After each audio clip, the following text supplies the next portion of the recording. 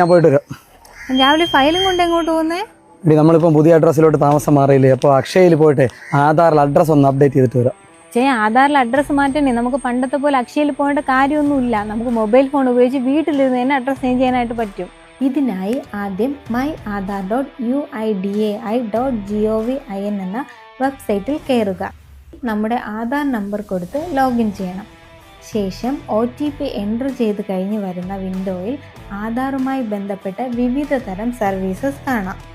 ഇതിൽ നമുക്ക് വേണ്ടത് അഡ്രസ് അപ്ഡേറ്റ് ആണ്.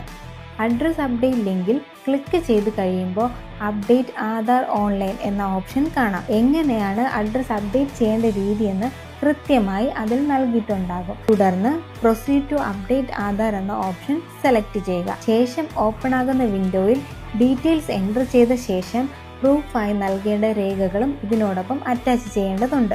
50 രൂപ പേയ്മെന്റ് ചെയ്ത് സർവീസ് പൂർത്തിയാക്കാവുന്നതാണ്.